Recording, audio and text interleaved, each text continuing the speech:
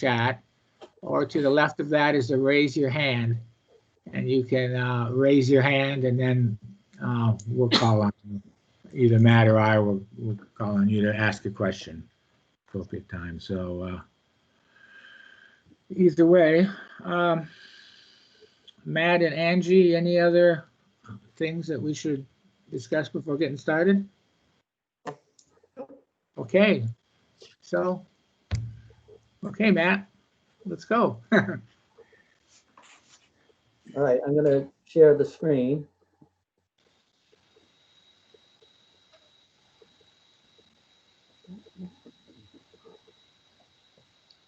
Hold on just a second. We're trying to get the PowerPoint up.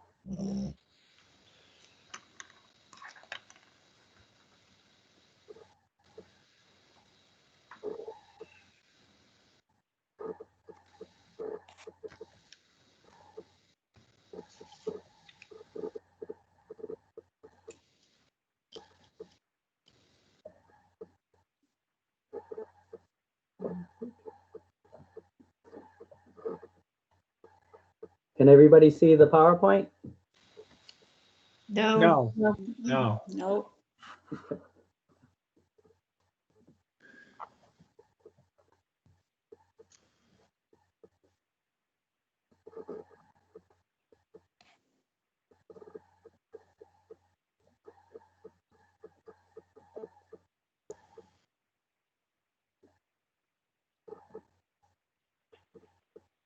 Can you see it now?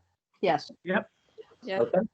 All right. Well, I apologize for the little technical glitches that I'm experiencing here. Okay. So Hartford is fortunate to have two large adjoining forested parcels with a combined acreage of 565 acres, located geographically almost in the middle of the town. The Hurricane Forest Wildlife Refuge was gifted to the town in the early 1970s with deed restrictions and is managed by the Hartford Parks and Recreation Department. The town forest was originally developed for the town's municipal water supply around 1900, and it's managed by the Conservation Commission and is subject to this plan. So the Conservation Commission has been managing this property since 1997. The Conservation Commission has undertaken several plans and studies over the years to learn more about the town forest natural resources. It was started with updating the forest management plan in 1998. It was also done in 2011, and we're working on currently working on another update of that plan. Also developed an amphibian inventory, a bird habitat assessment, and a wildlife habitat assessment. In late 2017, Hartford was selected as one of 10 communities to be part of a pilot project to look at recreation planning in town forests. The well-respected consultant SE Group with a regional office in Burlington, they also have an office in Utah and in Colorado, and have done extensive recreation planning. They were hired to develop a plan and come up with a template for recreation plans for the 10 towns that could also be used by other towns moving forward.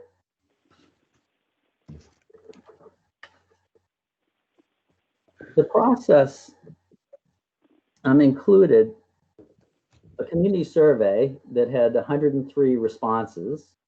It included a steering committee that met 5 times. There was an open house format community meeting, as well as 2 other community meetings.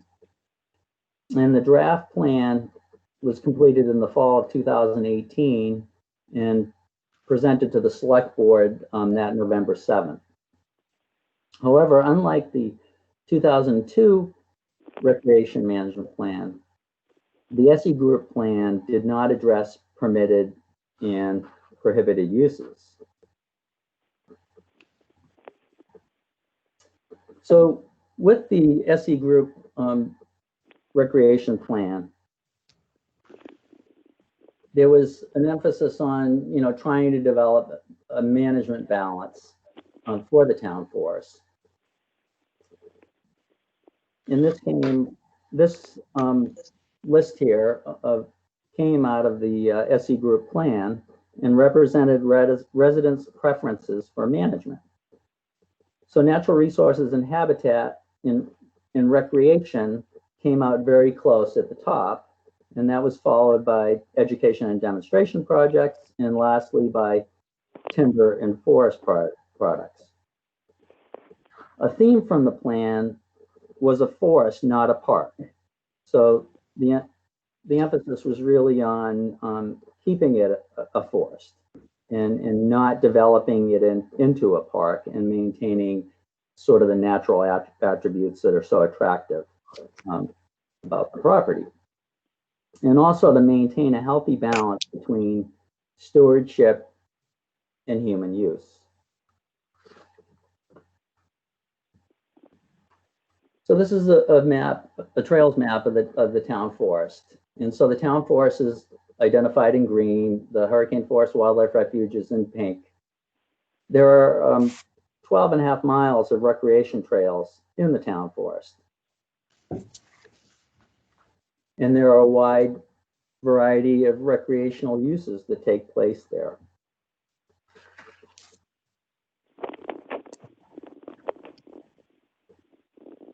Since the SE group plan did not include allowed and prohibited uses, the Conservation Commission proposed developing a four-page document of specific rules for the town forest. And tonight's community meeting is intended to solicit public input on the plan and the rules. And the Conservation Commission has developed a web page where you can post comments, and that is identified on the web, the link identified on this slide. You can access it by going to the Town of Hartford home web page, and there's a link to the Conservation Commission page.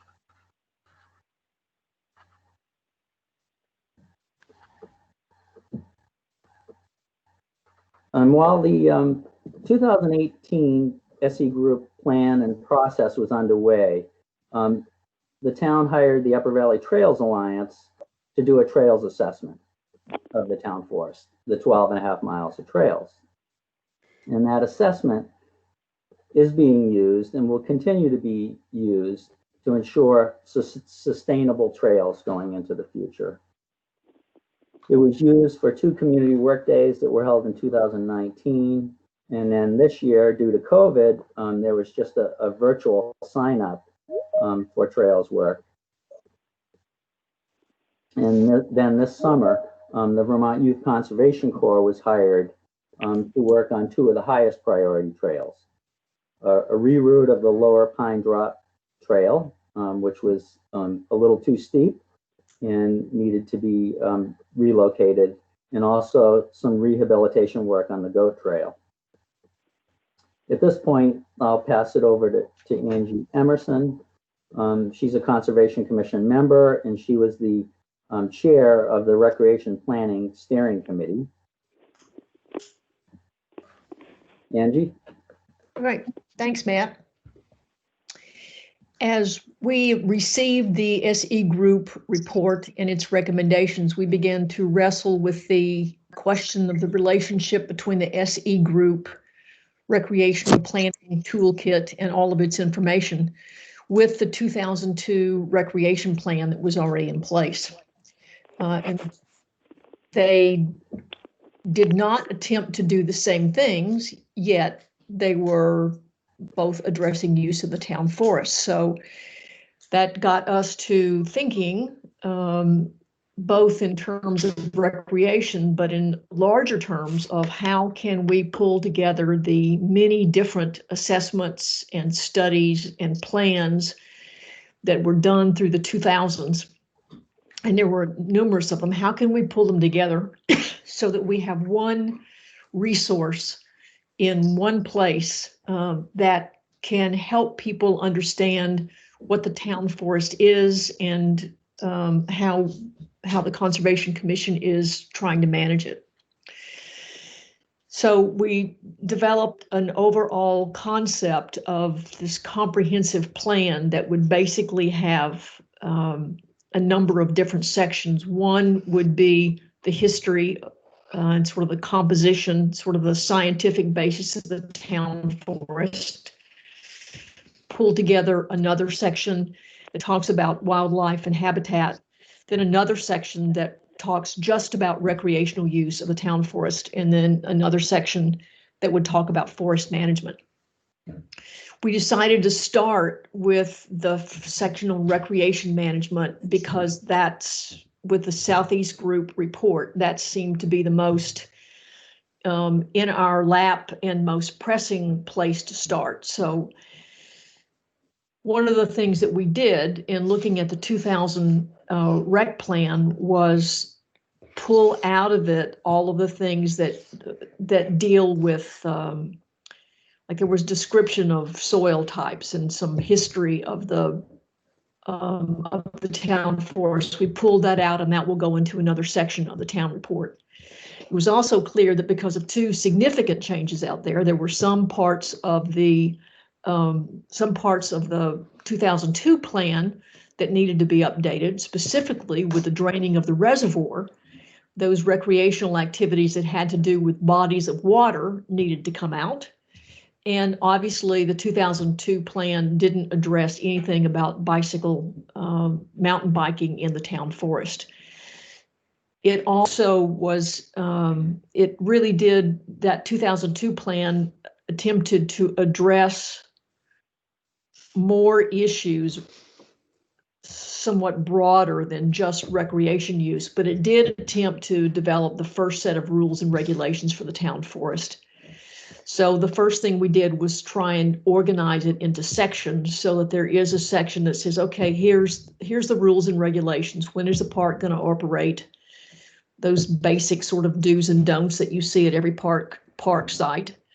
Then a section on permitted recreational uses. And those are the two main things that we tried to do in that document, but it's primarily an update to make it correspond to what the actual use is on the ground out there now. If you look at do we have the chart, Matt?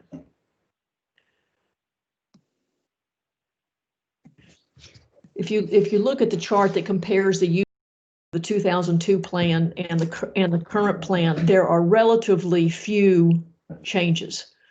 We didn't go into this with the idea of changing a lot of things, but just updating what was there. Is the chart up? I don't see it. I just get everybody gallery view. Do people see are you sharing the spreadsheet, Matt? Are other people seeing the spreadsheet? No. You just see other people, right? Kind of tears. Yeah, I'm just seeing other people. I'm not seeing the spreadsheet. Okay, Matt, can you bring it up? I'm sure he's trying. Aha, there we go. Thank you, Matt. Okay, there we are. So this is designed so that you can look at what is permitted and what is not permitted. And there's very, very, very few changes that are in here. We did one of the things that we addressed was e-bikes. We know that e-bikes are becoming more popular, but whoops. we didn't have much experience or knowledge except to know that in many places they are prohibited. So we decided at this point that we would not allow e-bikes until we could have some time to educate ourselves and learn more about them and have a more knowledgeable approach to allowing or not allowing e-bikes. We made, there's a slight change on snowmobile, the wording really about snowmobiles and all-terrain vehicles. Both of those kinds of vehicles have never been what we would call a destination place. That is when people are sitting at home and say, where can we go snowmobiling or riding our ATVs? The town forest has never been a destination place for those. So they continue to be restricted for pass-through use only. Those are really the big, I think everything else is pretty much consistent with what we had in the past. So the recreation plan as it stands now, part one will be these rules and regulations that when is the park, when is the town forest going to open and close, and campfires and all those kind of rules and regulations. What uses are permitted. And then part two of that, the recreation section would be the SE group plan, which is really a planning tool for how you assess the impact of recreation on the town forest. And that is the guide that the Conservation Commission will use in the future to make recreation decisions. And then part three of the recreation section will be the annual sort of work goals of the Conservation Commission. So that's sort of the rec plan is one part of an overall and more comprehensive effort to pool together all of the information we have about the town forest. And the rec plan will have those three sections, sort of the rules and regs, the SE group planning toolkit, and the third part will be the annual work goals. So that's sort of where we are in the overview of what we're trying to do. And I think we'll be happy to take any questions. Okay. Jill, yeah, go ahead, Jill. Yes, Tom, I just want to say thanks for inviting me to join in your meeting, and for everyone else. And all I see right now is still the chart, so I'm looking at Tom. But It's too bad. I actually called Tom because I had heard that you wanted to not allow e-bikes. And my question was to Tom, how did that come about? And he basically told me that he didn't know a lot about them. And I have an e-bike. So I said to Tom, I would be happy to, meet anyone up at the town forest and show you my bike and what it's all about. And then he said, well, why don't you join the meeting and extend the invitation to everyone? But the e-bike is a class 1 e-bike, which is what the other networks allow. And actually the Boston Landmark plans just allowed them over there. It is a pedal assist only bike. So it's just like my other mountain bike, but it has a small motor with a battery in the down tube. And what that does, if only if I'm pedaling, does it give me assistance. There's no throttle or anything else. So what that allows me to do is to, as a quote unquote, as some other places put it, mature rider or someone with a disability or those kinds of things. But it allows me to continue mountain biking. But if I ride with, let's say, some of the guys that I've ridden with for 25 years, it allows me to bike and stay with them.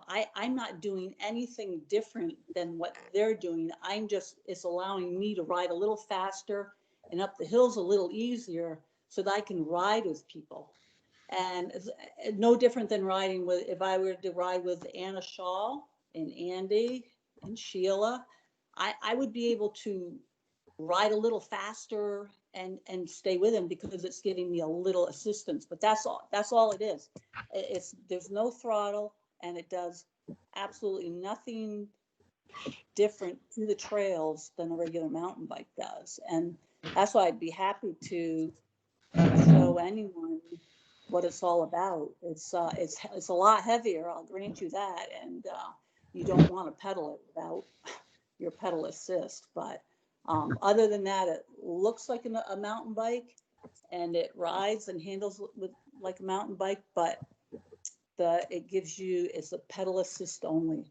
That's a class 1. I think the other classes, class 2, class 3, have a throttle, but it's the class 1 e-bikes that the other networks are allowing. And Green Woodlands over in Dorchester, New Hampshire, was the Green Woodlands Foundation was one of the first ones to allow them. And their statement right here says, we've had inquiries periodically about e-bikes.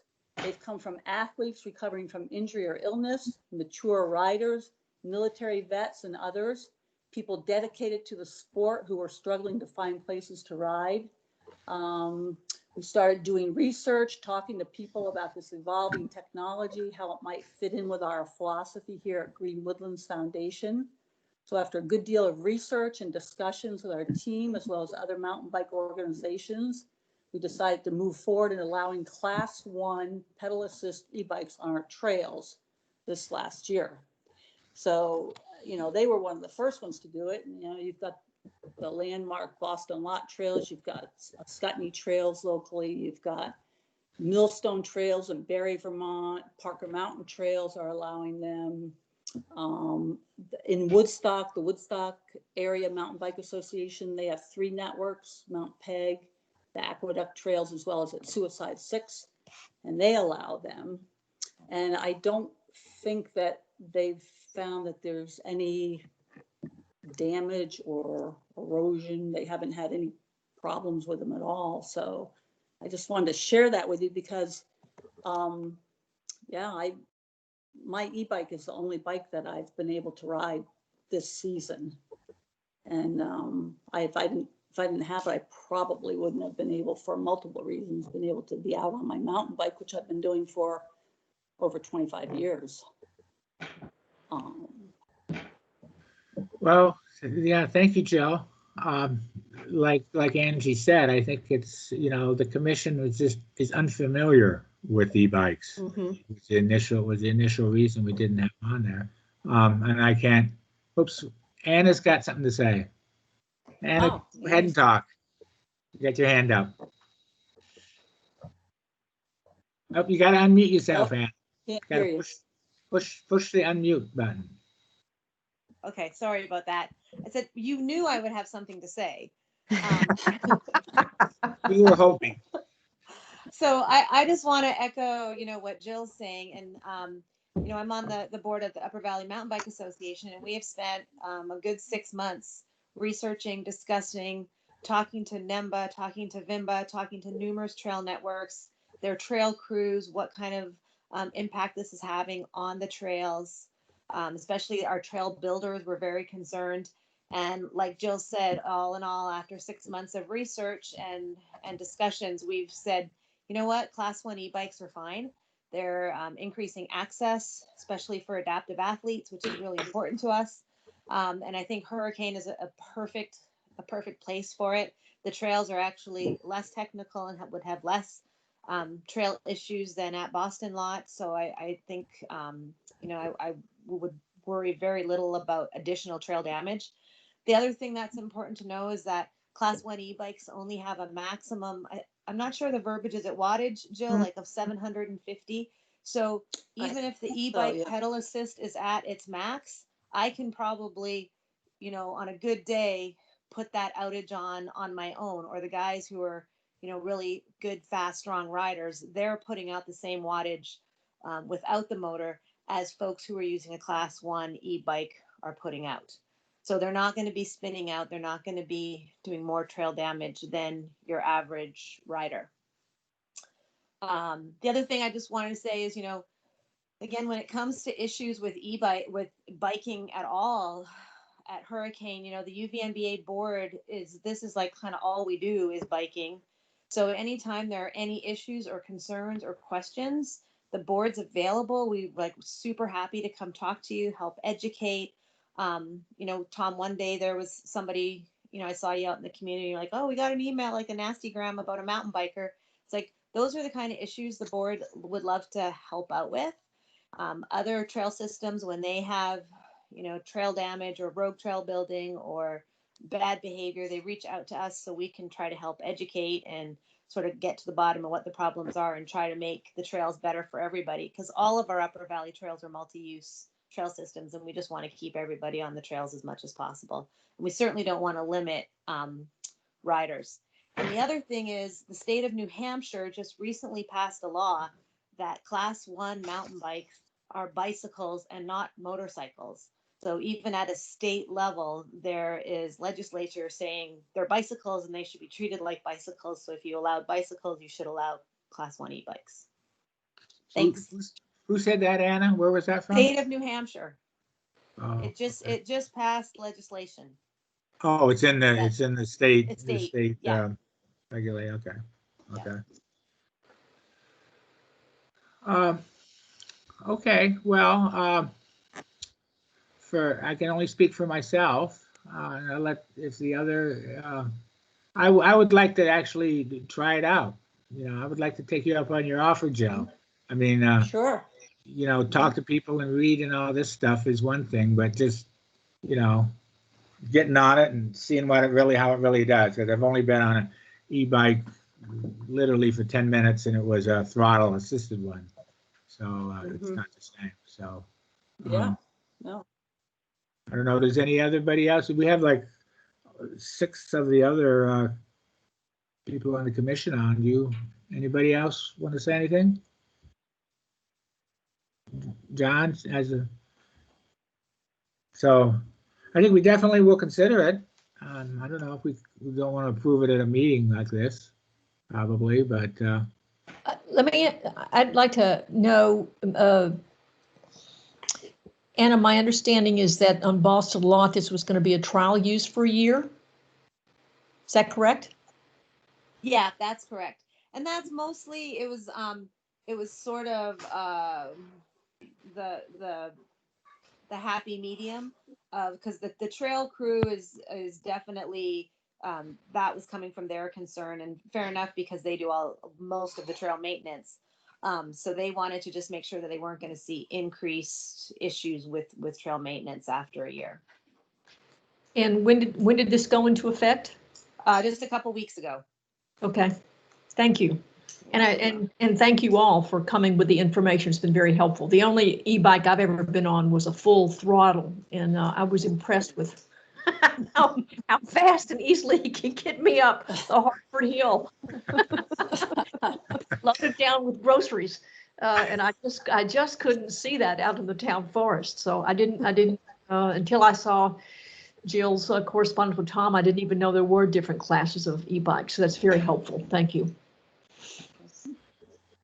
Now, there was somebody who's not on the meeting sent a thing about electric skateboards, showed and it had a video, and it had some 18-year-old males that were bombing around on these electric 4-wheeled skateboards, but we would have some verbiage. Just looking at that, doesn't seem compatible with the town forest trail. So, Tom, it looks like Katie has her hand up. Can you see Katie on the screen? Yep. Okay, Katie. Anna, could you de-hand yourself? Push it. Just click on it again. I think it. There you go. Katie?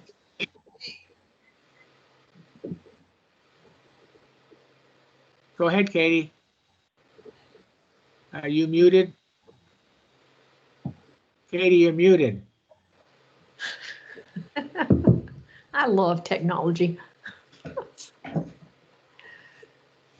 I I want to clarify something that Jill said. Did she say that everybody could have an e-bike except for Andy Jones? Did I hear that he wouldn't be allowed? I think that's what she said. Yeah. Chuck, I have to stay in shape so I can beat you someday. If only. Katie, we can't hear you, Katie. You know, So, since I'm talking now, I wanted to add something that doesn't apply to us too much. But I have a friend, Matt Cantola. He's on the select board in Brownsville, and he's very active in the STAB mountain bike club at Mount Ascutney. And he says that they should be allowing e-bikes next year. They didn't do it last year or this summer, but next summer he thinks that it's going to go through. Is that for class 1 only? I don't know I don't know the details. He has an e-bike himself, just so he could prove to everybody what it looks like, what it feels like. But I don't know the details. I just thought I'd throw that in there. It looks like they're going to allow it. But until it does, we don't know for sure. Yeah, I believe, I don't know, can you hear me without raising my hand? Yep. Yes. I think they do have some trails open now to e-bikes, because I went down to ride them, and I think they did that in order to kind of see how it would go. And so maybe that led to no problems, and they're considering then opening up the rest of the trails to e-bikes next year, which would be great. I think it's probably also important to note that these e-bikes are, you know, mountain biking is expensive to begin with, but these e-bikes they're not something you're going to see, you know, 16 and 17-year-old teenagers bombing around the forest on. These are really expensive machines. They're, you know, thousands of dollars more than the regular, you know, high-end mountain bikes, which are already thousands of dollars. So I don't think it's something that you're going to see a ton of, you know, a huge explosion of them, just because they are at a price point that it's a pretty small population at this point that's going to make that investment to ride them. John, you have your hand up? Yeah, I know this is a hearing, and typically in a hearing, the people that are listening don't say anything. But I just want to put up some cautionary notes, or my cautionary notes about e-bikes. I am old enough to remember that when you strapped a couple of boards on your feet and took a rope tow up in whatever clothes you had, that was skiing. And that certainly has evolved over the years. And I can remember when you never took a bike in the woods because you couldn't, you know, I mean, a 3-speed English was an expensive piece of machinery. So I'm just a little bit concerned about, you know, where's the sport going from here? And I want to be thoughtful about this as to where we are and how, where we want things to develop on this particular piece of property. I would feel badly if in our efforts to make it accessible to people that are mature, like I am, that we might begin to, open some doors. And I'm still have some concerns about wildlife habitat, the connectivity, and would hate really to see more use than there is now. And so I'm in a position of welcoming the mountain bikes that are there. The reason that I welcome them is because it gets people into the forest. I think there's a great opportunity for getting our youth into the forest through mountain biking. And I think it's very well documented that you have to become familiar with something before you're willing to learn about something about it, before you begin to love it, and then you begin to think about protecting it and what its values are. So for that reason, and because we need recreation, especially during times of COVID, I'm supportive of having the mountain bikes using the property. But I still have these lingering concerns about where is this piece in relationship to the much larger blocks of forest land? how do we maintain those large blocks of forest land as contiguous, functioning, connected blocks as we deal with things such as climate change and other disturbances that we may or may not have created. So I just want to put that point out there, just so that we have a little bit of a counter to the mountain bike e-bikes. Okay. Katie, Thank you you. have your hand up. Can you talk now? Are you? I think so. Can you hear me? Yes. Yeah, but you're very faint. Can you get louder? Okay. I don't know. Can you, I'll just talk. I'll talk louder.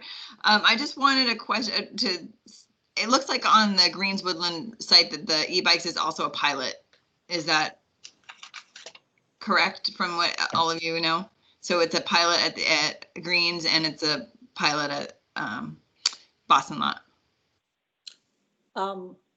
Yes, actually, I can speak to that a little bit because every time I've been over there, I've talked to Bob Green, who owns all 23,000 acres of forest over there, and he's riding an e-bike.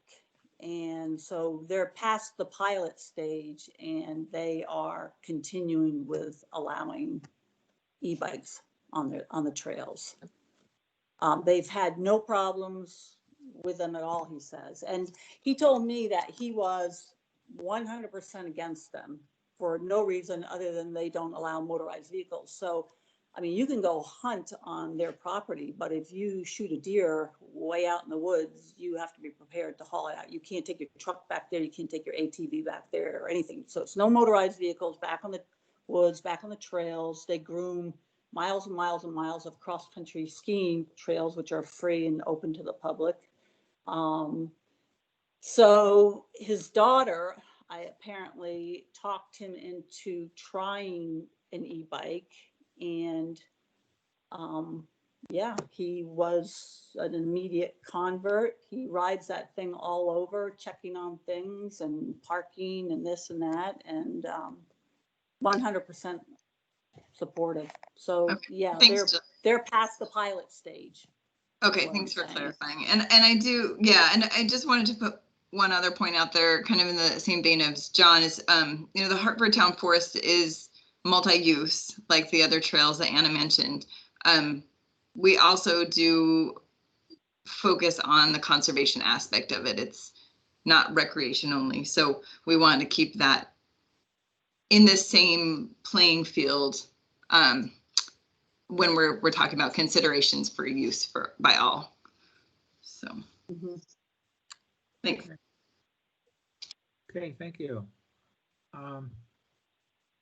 John, are you finished? You don't have another comment, do you, John? Your hand is up still, but that's just, okay. Other comments on other subjects or this subject or anything? Does anybody have? I do have one other thing I noted in the proposed changes, which so all-terrain vehicles.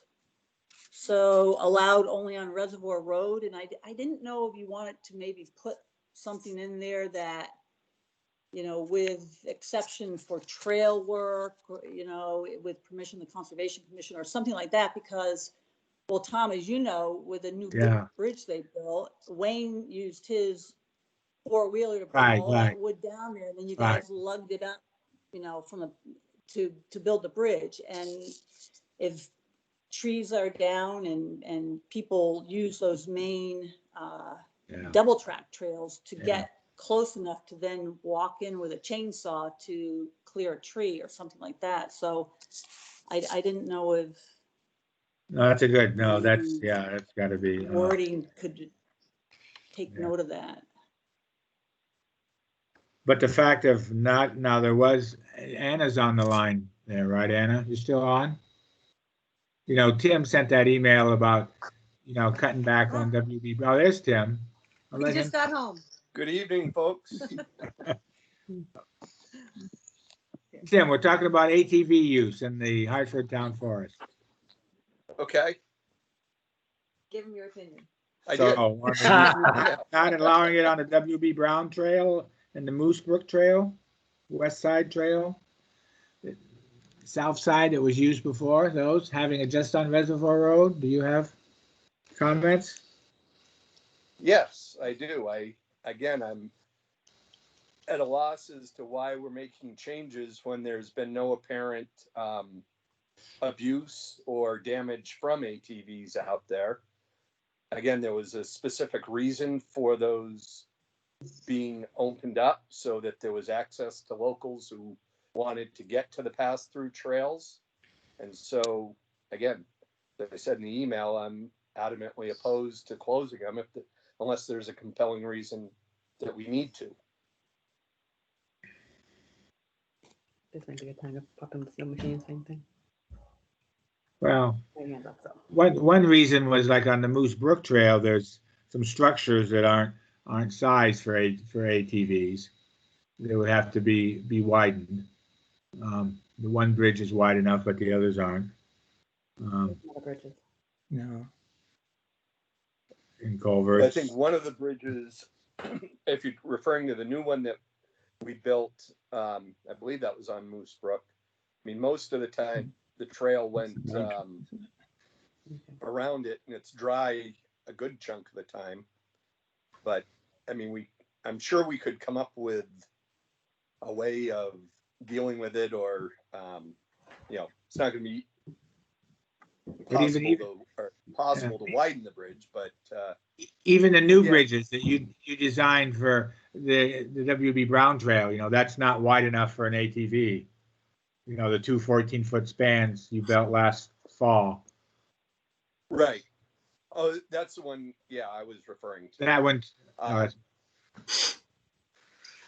But that one, for a good part of the year, that the section on the we'll call it the downhill side of it is still dry, and for the occasional hunter or whoever is passing through to get through, to get to a certain part in the town forest, I don't think there's going to be any damage when that section is dry 90% of the time.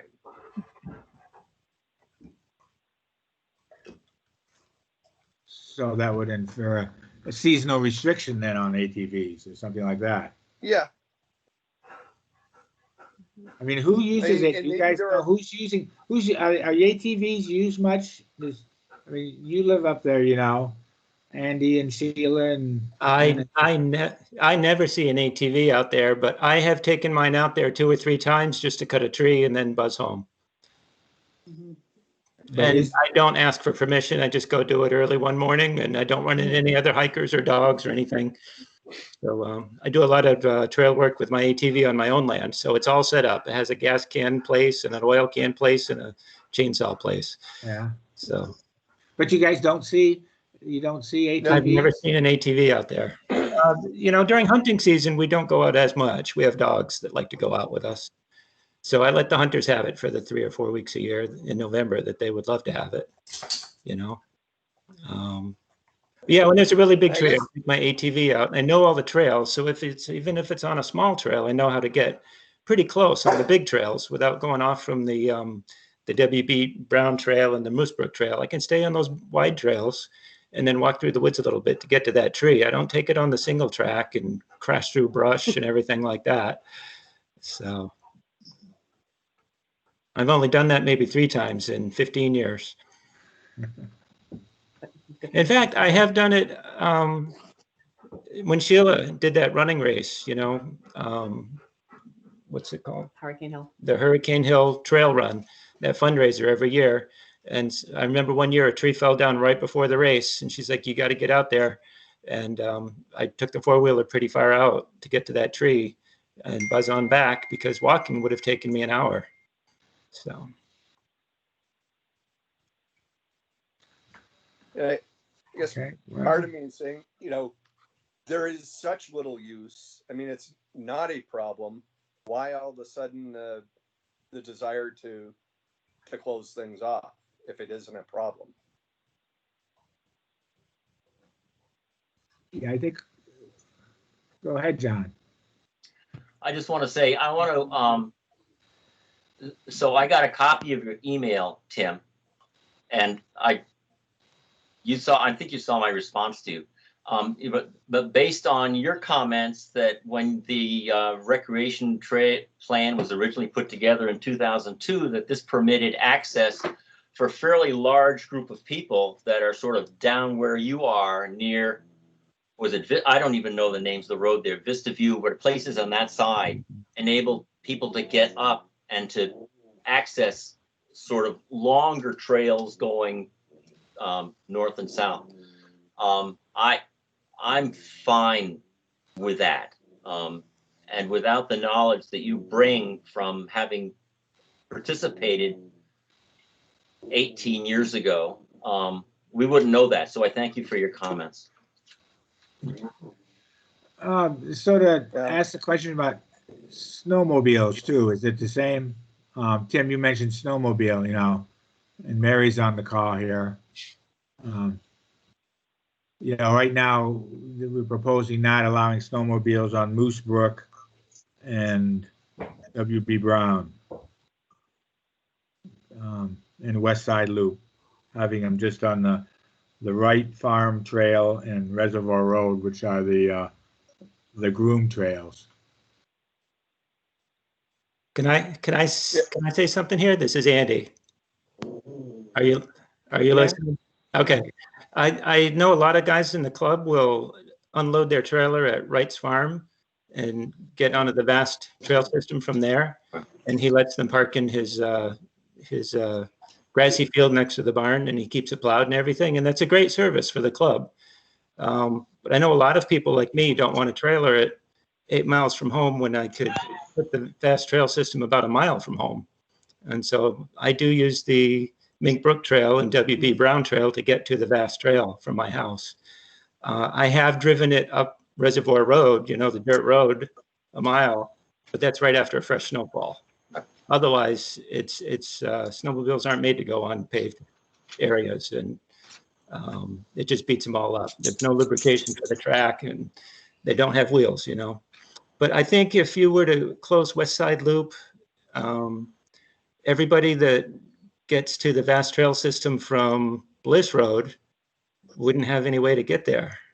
And then the way people from Kings Highway, I can think of 4 people that use it regularly. They get there through WB Brown Trail and Moose Brook Trail. And then anybody along Route 5 between the Aquatic Center and Wright's Farm either has to go towards Wright Farm, or they might know somebody to get up through Simon's Way. Right. So those are the 3 trails that you want to shut down. And the ones you're leaving really don't help anybody. The Reservoir Road is the vast trail system, and Wright Farm Trail is the one that Richard Wright lets people park at his farm to get to. And again, were there issues? Like why did you decide that those trails should be closed? So can I jump in here? So just to Tim's question too, there are a couple things at play here. So the recreation plan is almost 20 years old, and recreation and plans in general just should be revisited. So this commission is just taking it upon ourselves to update it. In the kind of the introduction of it, it was outdated. It was referencing, the reservoirs that are, it was time to update it. So that's why we're having a public meeting, is to get your insight, because there are only 8 of us. I don't know exactly off the top of my head how many of us, so we are putting our heads together, but there's obviously not as much wealth from the community, wealth of knowledge that you all and the other community members have. So this is why we're having the public meeting, and to get your insights and then come back to, and we'll reflect on the comments that we have tonight and through our Google form. And I'm sorry if this was already said at the beginning, I was late, but so we'll definitely take consideration to all these comments. It wasn't an affront to just, and when we sat down and we didn't know the history of allowing those trails, we said, well, we haven't seen people on them. We don't know who's using it. It doesn't really make sense to have a list of trails allowed if they're not being used, and it would be more beneficial conservation wise to have fewer motor vehicles out there. Hearing your thoughts, and that brings a whole new perspective to the recreation plan that we can go back and talk about. So it wasn't really an attack on something. If I don't think, at least from my knowledge, it wasn't that people were out there doing damage. It was just time to revisit this plan after 20 years and have it be a little bit more readable and have it a little, so that's the background to answer Tim and Anna's question. So, but I guess that to reiterate what you said, Andy, these other trails are used for access to get to the vast trail system. You're on mute, Andy. You gotta demute.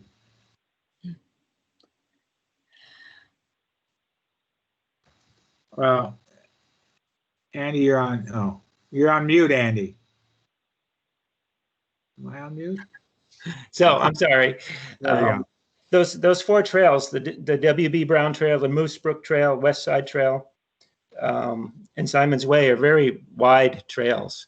And so they are conducive to vehicles like that. ATVs, not so sure, especially during spring. Snow time in the winter is very little. They don't even touch the ground unless they're riding when they shouldn't be riding. It's only the locals.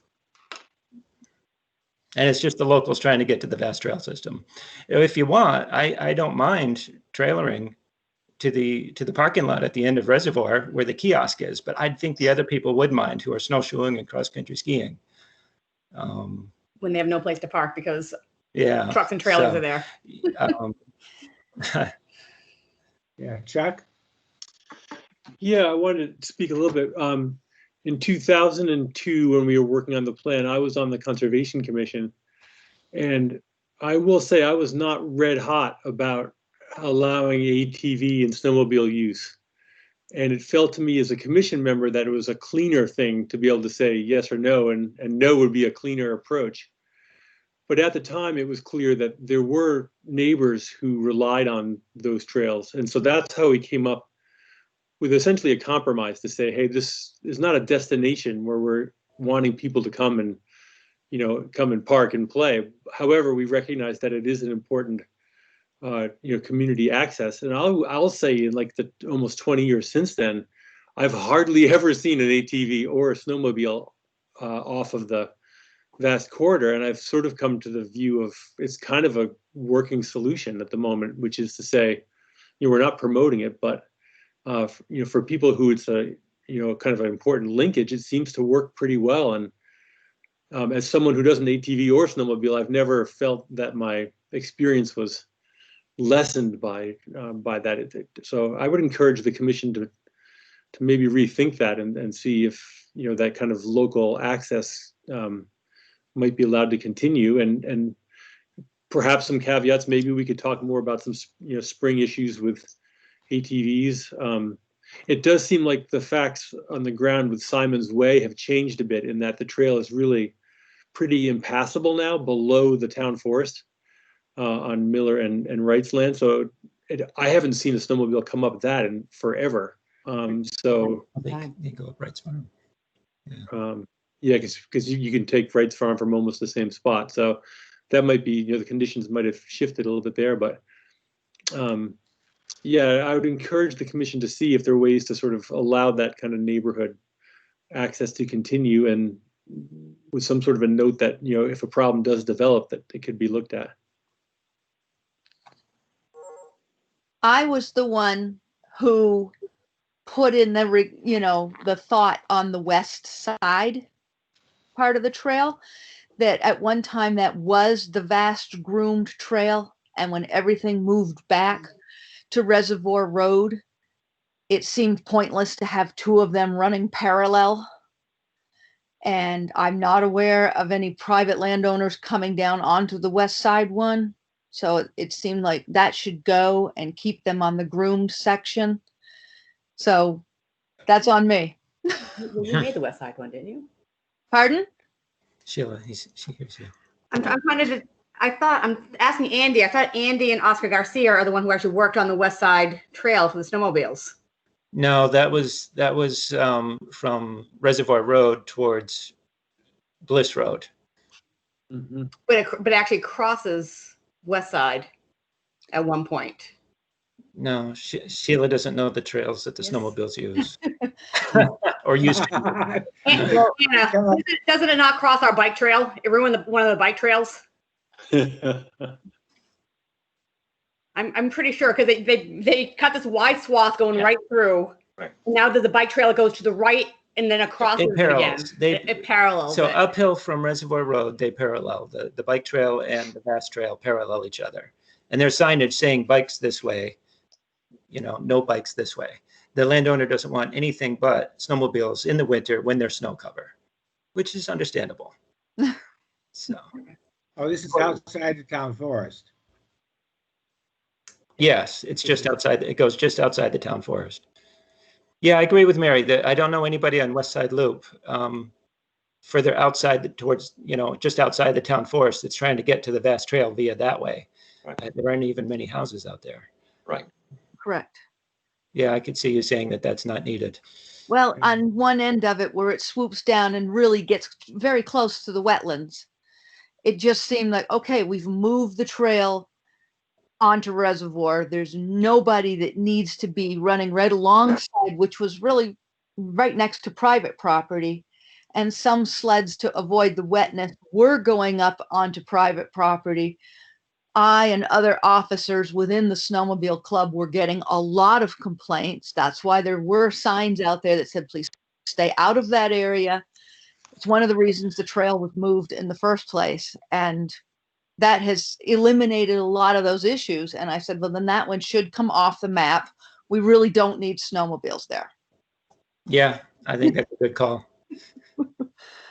So that's west side. I read an email today that I think it was John or Matt maybe, that said, when the snowmobiles, this is me and my son and the Shaw boys, when we cross Reservoir Road, we do it a little bit ahead of the turnaround, the parking lot with the kiosk, because I don't want to go through the parking lot between the cars where everybody's hanging out after a snowshoe, chatting, and have these loud, smoky, noisy machines go through. But there's a wet area there, and I looked at it today. We can certainly miss that. We could go to the end of the trail and go clockwise around the parking lot and get onto the vast trail system a little bit closer to the old pond, I just want to avoid people because they don't love it, and I don't want to mix the two. I want to mix them more than we have to. So. Okay. Okay, so the west side trail and the south side trail, there's really no that anybody knows of use of those trails by snowmobiles. Not that I know of. Okay. Yeah, I had my hand up for a while. I just wanted to support, basically back up Mary, that, that decision that we don't really need that loop that runs to the west. First right is south side. Yeah, nobody uses that. Okay. Okay. Andy, you still have your hand up, but that's just, Oh, no, I don't mean to. I'm sorry. that's just anybody else. Okay. Any other comments by anybody? Can Well, can I I guess- say one more thing? Yeah. Tom, this is Anna. Okay. So I was actually looking at the 2018's results from the grant, and one of the things that I think I'm just asking the conservation committee to consider is the mapping and wayfinding for the town forest is really needs some work. I can't tell you how many times I'm out there on my bike and I come across hikers who are lost, who don't know where they are. The map itself, for such a large map, the actual trail system is so small on it, people have a hard time following it. The tiny little markers at the intersections are really hard to see if you're facing the wrong direction or if they've fallen off the tree. I've also had numerous people who are riding at Hurricane who are very lost. They end up down by the aquatic center. Then they end up riding where they're not supposed to be riding because they can't figure out how to get there. And on I think it was page 36 of the 2018 rec plan, it talks about signage and wayfinding. And I remember one of the priorities was like some signage of how to get to the trailhead. For all of our, like, we have so many members in our community who don't even know how to get there or know that it even exists. So I would just ask that you guys consider doing something about the map and something about signs, both at the trails and as far as getting to the trails. Because just so many people get lost. I don't know if other users have had that same experience. I know Bill Brown gives personal tours all the time because he's there so often, and he runs into hikers who don't know where they are or how to get back. Yeah, well, see with the signage, we have the old signs that are up there at the intersections, but they only show the historical trails. And there's, Right, and that's actually more confusing.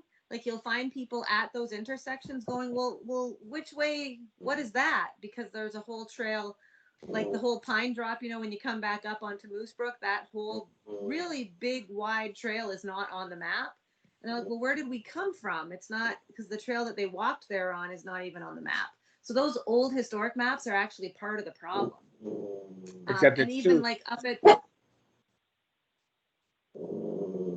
yeah, there's too many trails to get on a map though, that's gonna be readable. well, I don't think that's true, because we ride trail systems all through the state and have way more trails than ours. And it's really easy to follow, and people don't get lost like they do at Hurricane. Tom, if I may interject here also, I stopped pushing on that map when we got to the point where at least we had something that we could use it as a tool to manage the town forests, okay? I agree 100% with Anna, though, that we need to take that to the next step. If you have any seriousness about following through on what you got a grant to do, I think you really need to take this to the next level, okay? And whether it's spending some money to hire a professional or reaching out to local resources, it's not a ding on what Dana's done. It served the purpose, but it's not serving the purpose for the public. Okay, it got us where we needed to, where we had a good inventory of trails. We knew where they were. We could identify things by intersection, but from a user standpoint, beyond that, I think it's a pretty poor showing for the town of Hartford, quite honestly. Okay. Well, thank you guys. That's why we're here. So listen, thank you. I'm gonna push back a little bit on that one, Tim. We got a grant to put a recreation plan together and to collect some documents and some information. We got that. The fact that SE Group suggested that we ought to have better signage is something that we get to make decisions on. It's not something that, because we paid for it, we're obligated for some strange reason to follow through on that. So I agree the signage is not great. I agree also that the whole idea behind those little signs was basically so that we could figure out where the corners were. So Right. We could identify how to get from one spot to another. When we're talking about the trails, they're not really adequate from a standpoint of users. At the same time, I don't know enough about other trails, how they're set up, with the sort of density that we have there. I would sort of hate to see splashes of paint every 20 feet on each one of those trails of a different color, so you knew you were getting from one place to another. As an example, at the same time, now they're getting difficult to follow because there are leaves on them, and that's a whole other issue about how much energy do we spend trying to move leaves off the trail so that people can see them and aren't going to slip, versus how much help do the leaves do in terms of controlling erosion. So there's a whole nother give and take balance sort of thing there. I'm not at all opposed. I think I'd be in favor of making the trail signage better. One thing that I'm not in favor of is quite frankly, I'm really happy that nobody knows the trails are there. I think the use that's there now is appropriate, and I would hate to see the use doubled because we put up, big signs on the road saying, come use our forest. I don't think that we want that, but I am not opposed to some smaller signage that's on Route 4 and would get you up to the town forest, that parking lot. I think that's fine. And I'm certainly open to suggestions as to how we can improve the signage within the trail network of the smaller trails, the Singer tracks, so that people can figure out how to get back to the parking lot or back to some other key places. I mean, quite frankly, so as a forester, I've spent enough time walking in the woods. It's not very hard. It's hard for me to get lost. I mean, you just go downhill till you find a stream, and then you keep yourself oriented and you get back to your main point. Admittedly, I have found myself on the wrong side of mountains occasionally, but. Well, some of the signs I'm happy to listen, and I'd be happy to have better signage. I'd be happy to support that. I just need a little bit of help on how to do that. We have, as far as signage to get to the town forest, we have talked about like those little brown signs, like there's one for the hurricane refuge. It's right off of Yeah, five, exactly. that kind of. Yeah. It'll. And It's not going to be a disappointing, John, tourist to hear attraction, you- but it's going to guide people that want to find it. Right. And Yeah, it's really disappointing to hear you say, John, you don't want more people in town forest. And I find that that Speaks volumes. Yeah, and I think some of the things you say about the town forest, that attitude comes out in your thoughts and choices on how you want others to use the town forest. But it is a town forest. I mean, we do have the wildlife refuge right there for something that's there's no people, it's quiet. But a town forest, every other town forest in the state is working hard to get people in, help increase the economy, have trail usage, get your community healthy, have your youth doing safe activities. And so, to purposely say, oh, I don't want to sign it because we have enough people there is a little disappointing to me. I guess I'm willing to help with the map. I've looked at that. I think you could certainly zero in on the section of the Hartford Town Forest, 11 by 17 it, make the trails more discernible and put them up at, where the old signposts are. Some of those signposts are there and don't have maps. And then you could, put up a few more discrete signs, brown with white lettering or something that doesn't stand out at you. I don't think anybody's advocating blazing every trail or, putting a marker at every intersection. It's just trying to make it so that at key waypoints, people have a way to get around. You go to section 5, you go to Green Woodlands. I can give you 24 maps of other public and private use places that we can use it as examples. We don't need to reinvent the wheel, but I think we can do better. And I'd like to, it's easy to sit here and, make suggestions for other people to do work, but I'm willing to help on this. Okay. And I think those are the types of things we should be looking at doing in the town forest versus trying to find how to close people out, which is how this process has come across. Well, okay. And I know that we wasn't could the go intent, on, but you guys. Is there anything specific in that, this philosophy stuff? I don't want to cut people off, but we don't want to go down rabbit holes either. I just have, this is, Andy's hand is up, but it's for me. Just because we were talking about maps a little bit, and I know I had seen some things going through about some limited forest logging in the town forest coming up. But I was always a little confused about was they're talking about logging in stand 1 or 2 or 3 or whatever. I think there's 5 stands, but I've never seen a map of the stands. Is there a map anywhere that can kind of show us this is where they're actually thinking about doing this logging?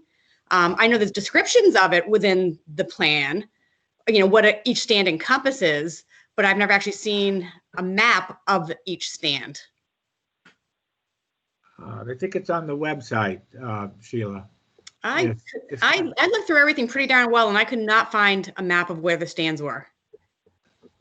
And I think Tim said he had looked also and was unable to find it. We can get that up there. There is one.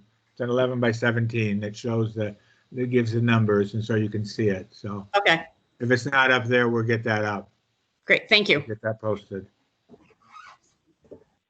John, it would be great if, or Tom, if somehow that logging map could get superimposed upon the actual trails map, so people had a frame of reference. I think I know the map you're talking about, and it shows, you know, the different hatched areas of the different stands, but none of the major trails are, well, a few of the major trails are out there, but to the average user, those maps aren't going to make a whole lot of sense, I don't believe, if they're the ones you're referring to. Anyway. Hmm? So we hear the point about clearing up the maps, but I will make the comment of one who goes to Boston Lots. Well, and I'm not supposed to go anymore to Boston Lots, you know, to go. But that's a place where I've been, even with a map, have sometimes not quite known exactly where I was, but you can get out. And just so you know, you're not alone. We sometimes nickname it Boston Lost. There are over 300 signs in Boston Lots, and people still get lost. And when you hear me say that, 300 trail signs, what? There's no way, because when you're there, you don't see them. Yeah. So that's just something to think about. Yeah. Okay. We're going on an hour and a half here, a little over an hour after the. Oh my gosh. The other, Chuck, did you have something you wanted to say? You're muted, Chuck.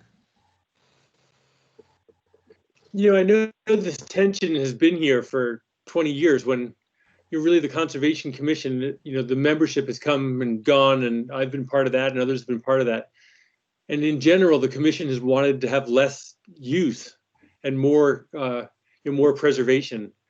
And, you know, I understand that impulse, but I also see that we have a large user group of town citizens, the largest user group by far of the town forest, who've been eager, to have their use be sort of solidified. And I would encourage the commission to take the chance to finish this process. You know, it's been so long that we've been working on this, and I'm really glad we're having this meeting. I'm really glad that that the proposed changes were explicitly outlined in Matt's table. That was great, and there've been some great comments here today too. And what I would encourage the commission to sort of to try to move forward and see if we can get some resolution on this, because my God, it's been 20 years and it's been super painful.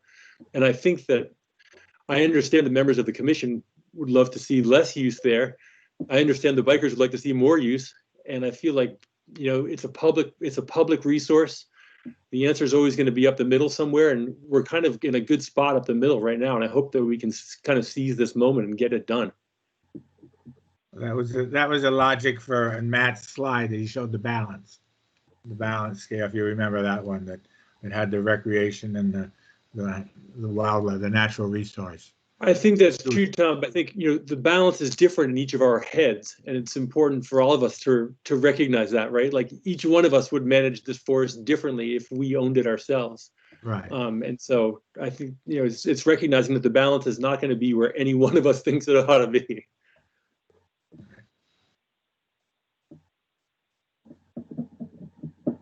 Okay. Any other specific comments? We have the maps, we have the e-bikes, the snowmobile ATVs, the access signage and access, the trailage thing. I'm not sure if anyone can hear me. Somebody, who was that? I said I'm not sure if anyone can hear me or not. I'm trying this on my cell phone for the first time. Yeah, somebody. Hearing you. So I just wanted to relate to the ATVs and snowmobiles that my father still lives on that hill, and we still use those trails yearly. We don't use them very often, but we do use them a lot. And if you were to close them, that would be taking rides away from my nieces and nephews when they come up to see us, where we just go out and check out the wildlife. As I'm sure most of you know, the ATV trails have dwindled down, so the few that we have to use, we do use often. And I just wanted to put that out there for train of thought. Okay, are you the 180 without a name, I guess? You have 800, or you're an 802, a Vermont number, right? You're calling in from? Yep, my name's Jeremy Delisle. There you go. What was that again? It's Jeremy Delisle. Okay. Okay, well, thank you, Jeremy, for your comments. So you live on what, what road? You said you had your parents live on a road out there or something? On Kings Highway. Kings Highway, okay. Jeremy's dad, Terry, was very involved in the 2002 plan. Oh, okay, so you guys know him then. Okay. Can you, two things, like, again, Conservation Commission members, thanks for hosting this and for keeping this going. Can you give us a little sense of what your time frame is and what you see transpiring after this meeting's over? I guess I'll speak and other people can correct me. Has to go in front of the select board. Actually, Matt, can you bring up those last slide? Where we go going forward. You had a going forward slide.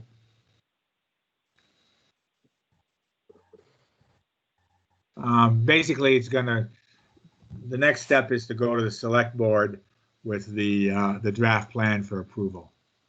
So I guess we will, Chuck, we'll get together and we'll modify things as we decide. We'll let folks know before we go to the select board, what the modifications are from the draft that you've seen on this. And then and go to select board. So Tom, we are also on the website, we've indicated that we're going to accept public comments until November 30th. That's true. So I would imagine the next step would be for the first meeting in December of the Conservation Commission to, to talk about the public comments and then move forward from there. I mean, we'll probably talk, obviously we'll talk about what we've received so far, like tonight in November, but we will, yeah. And then, so that would mean going to select board in January, February timeframe. Do you have the last slide, Matt? Can you bring that up or not? Those last couple of slides? Yeah, I've had some technical issues. Okay, that's fine. I think that's all it said, right? Was basically that we're going to select board? Yeah. Okay. Okay, so another comment, or are you just waving goodbye, Tim? Just a quick, I want to wave goodbye, but yeah, just a quick question. Will you disseminate the revised draft for us to see before it goes to the select board, or what's the process, please? Sure, we could do that. Yeah, that's. There's nothing secret. We can do that. We should. That's yeah. It won't be secret. And we will have some sort of, Matt, we're doing some sort of summary, right? You were going to make a summary of comments or something from tonight? Yeah, I've been taking notes of the meeting, so there'll be minutes of this meeting. We'll post them. And we'll do the same thing going forward in scheduling the select board meeting. We'd post it on the listserv, we'd post it on the town website. We could send, an email out to people attended this meeting. So we're gonna get the word out for that meeting as well. So you can look at the minutes that get posted from this meeting, and if we put words in your mouth that are wrong, you can say something. If we misinterpreted what you said, or we don't get it right. So, Jill, I think I will, Jill, they'll take you up on your offer, and I'll call you to take a ride on Yeah, your e-bike please. sometime before it gets, Yep. before we get too much Angie? snow on the ground. So, You know, if anyone else wants to join, they can come on up. Angie, come up, check it out. John, Yeah, John. It's a small frame bike, but you can, yeah, we you just can go. make it work for you to ride around the parking lot and down the road. So just let me know, Tom, you have my phone number, so you can just be in touch with me. Yeah, okay, we'll do that. So do you work? Are you available during the week or just weekends? I'm retired, so I can be fairly flexible depending what else happens to be going on. Okay, So let me know. okay. All right, great. One last chance here for people to say something if they have a parting shot. Okay, John. One thing, I just want to clear up with Anna that I think we're going to agree to disagree, but hopefully we're doing it amicably, right? So I value your statements and your judgment and what you're saying. Thank you for participating in this. Okay, and thank you everybody for joining in. We appreciate Thank you all for your work. you know, I for hanging appreciate it. in there with our technical problems and hanging in there with for an hour and a half here. So, okay. Thanks, Good commissioners. night. Great. Thank you. Thank Good night, you. all. Thank you all. Thanks, everybody. Thank you.